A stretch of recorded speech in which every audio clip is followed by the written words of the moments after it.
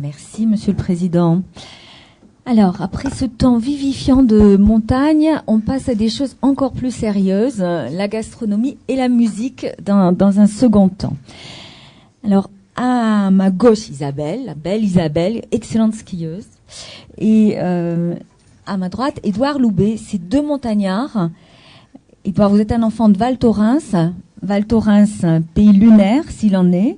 Et après une première piste qui était du ski de piste et du ski études, vous vous réorientez vers la gastronomie.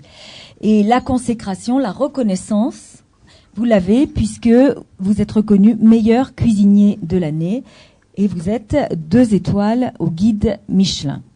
Et vous avez un établissement de rêve à Mandelieu, puis on y reviendra tout à l'heure. Il y a à Beaunieu, pardon, et il y a aussi dans le Luberon, et il y a aussi, on va en reparler quelques mots, à Manigot, quelque chose qui se passe plus près d'ici, une partie de l'année. Alors, on va commencer par une vidéo pour présenter ce que vous faites dans le sud, et puis comme vous avez des millions de choses à nous dire, donc j'ai été un peu directive pour qu'on commence par parler du partage et qu'ensuite on termine par la reconnaissance.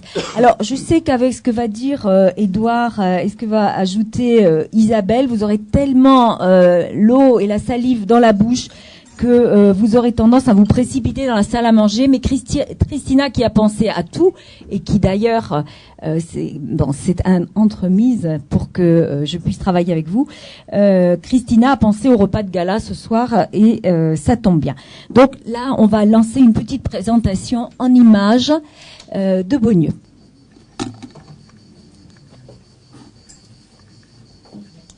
Vous endormez pas, il y en a pour 12 minutes.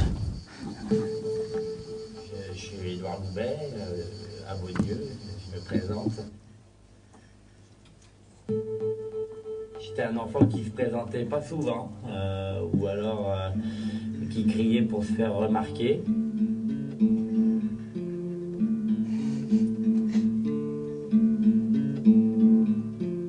Son grand jeu, c'était d'aller faire des cabanes, à rentrer la nuit, on le cherchait, il rentrait froid comme un glaçon, nuit noire, et ils n'avaient que des igloos, des cabanes, du caramel dans les cabanes, un jour ils ont mis du feu dans une cabane. Parce qu'il aimait déjà travailler avec une casserole, faut croire.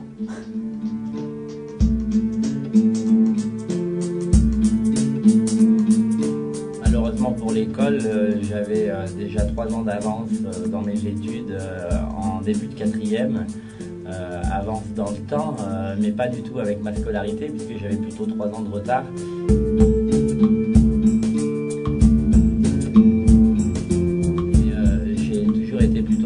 À courir devant mes études plutôt qu'à essayer de les rattraper.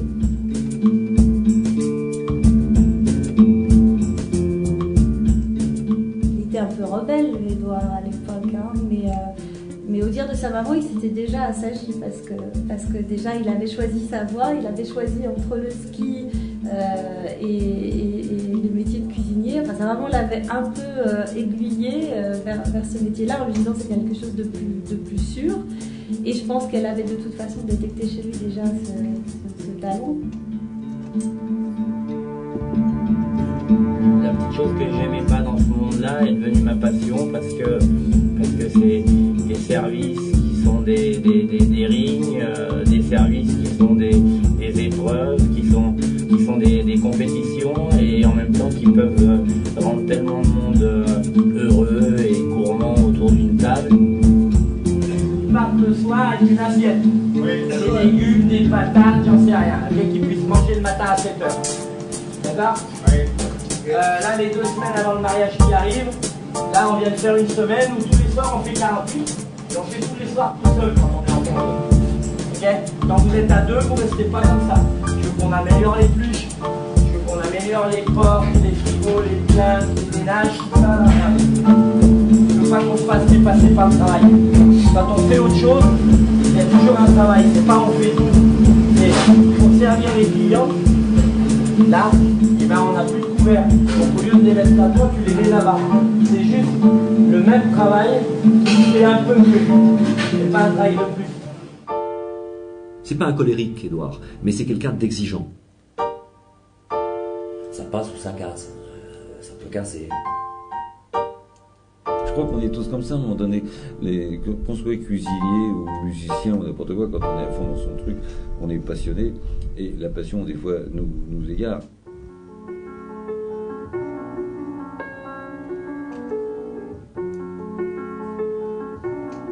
Il y a ce côté artistique qui est la création, la mise au point d'une nouvelle recette, et ensuite le côté artisanal qui est la reproduction à X exemplaires. Et ça amène quelque chose justement. C'est qu'il y a ce côté compagnonique, c'est que en tant que chef, on détient sa vérité, et il faut faire passer ce message aux gens qui nous entourent, qui constituent notre équipe, et c'est là qu'on a un rôle de formateur aussi. Ce passage chez Vera, ça a été je pense, un déclic, tout comme le passage chez Alain Chapelle l'année d'avant. Ça a été pour lui un déclic, c'est-à-dire qu'il a trouvé réellement sa voie, parce que d'abord c'était ce qu'on appelle des chefs patrons, propriétaires, donc qui faisaient de la cuisine, mais qui avaient aussi des maisons à gérer. On a tous un maître. Et d'ailleurs, les gens qui ont le courage de parler de leur maître, généralement, c'est des gens qui ont une certaine humilité. Quand Édouard a repris le Moulin de Lourmarin, c'était en 92, et Édouard était chez Vera, et puis il s'est disputé avec lui, et puis il est parti de chez lui, et il est venu se réfugier à la montagne, là-haut, chez nous, et un jour, coup de fil de sa maman qui lui dit « Écoute, je crois que j'ai trouvé ce qu'il te faut. Il y a un très bel établissement à Lourmarin qui est à vendre, et si tu veux y aller, c'est tout de suite ou jamais. »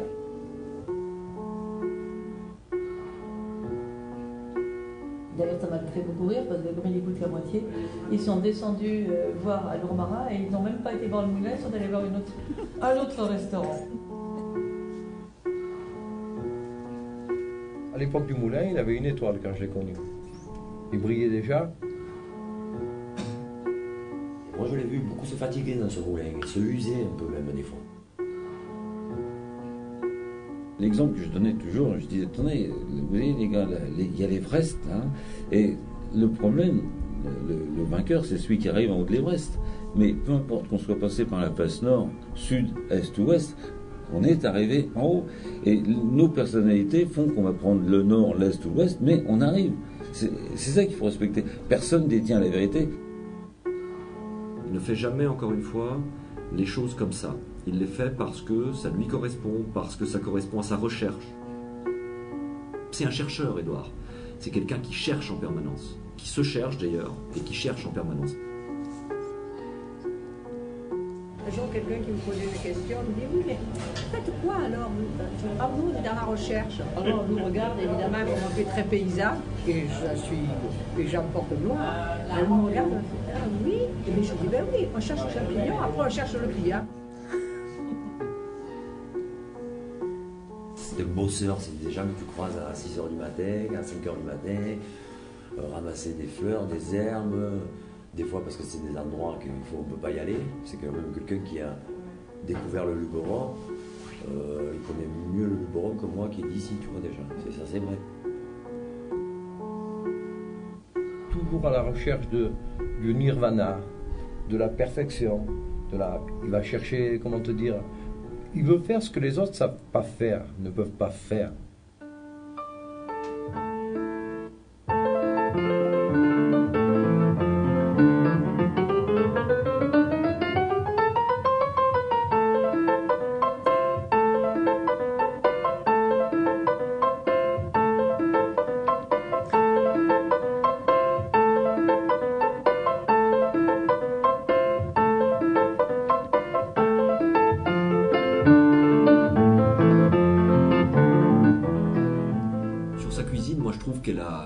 Elle a évolué, mais elle a évolué par rapport à ses découvertes, parce que la cuisine d'Édouard, elle est fonction de ses découvertes, je dirais, dans la nature et dans les potagers maintenant. Il y a toujours une magie qui est une magie différente entre Beaunieu et Lourmarin.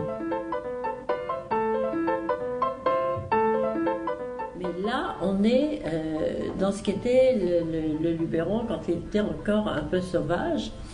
Et je trouve qu'ils ont réussi à garder cela. On est dans une région en fait où on a une espèce de bouillonnement culturel incroyable. Hein. N'importe laquelle des tables, on a cette vue panoramique sur la côte, sur les villages alentours, donc le château du Marquis de Sade dans un coin, de l'autre côté Gordes, etc. Enfin, c'est à couper le souffle.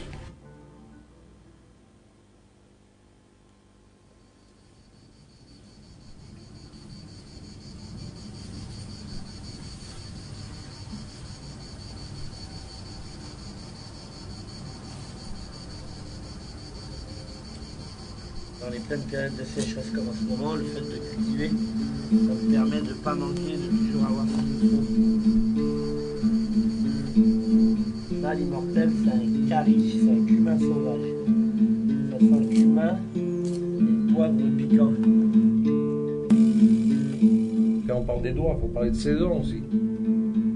Après, il y a les saisons, il y a les époques et il y a la mode.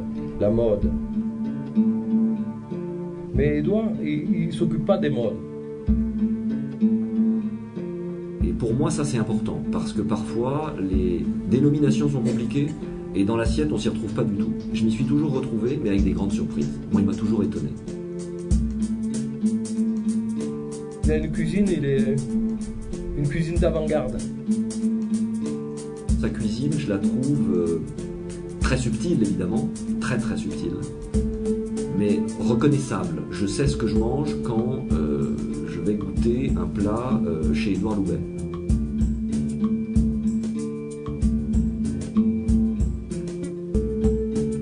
Il arrive toujours à retomber sur ses pattes, quel que soit le timing, quels que soient les ingrédients et quel que soit le programme du jour. Bah, c'est un fou, Édouard. Il est dingue, mais il faut du génie. Enfin, c'est de la folie dans le sens de génie. Il n'y a pas ce côté gardé, vous savez, des grands palaces où les gens sont... L'accueil est formidable, mais c'est un accueil qui est prévu par le protocole, si j'ose dire. Là, il y a une telle spontanéité, une telle gentillesse. C'est vraiment, c'est très exceptionnel.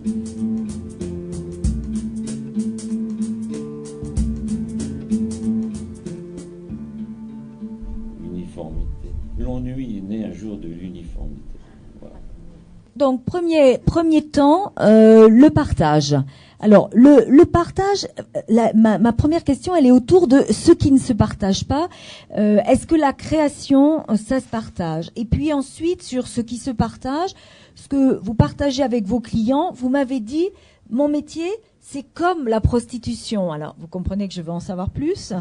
Et puis, vous avez d'autres mots forts. Vous m'avez dit, en salle, c'est le paradis. En cuisine, c'est l'enfer. Alors, je voulais savoir aussi ceux qui sont du côté plutôt cuisine, même si une partie est en salle, vos équipes, qu'est-ce que vous partagez avec elles? J'ai cru comprendre, on le voyait un petit peu à travers ce film, il y a le temps de guerre, le temps de l'organisation, il y a une machine de guerre pour préparer dans le juste à temps l'excellence que vous voulez mettre dans l'assiette au service du client. Il y a ce temps de guerre et puis il y a le temps de la cohésion, le temps de la paix, le temps de la cueillette.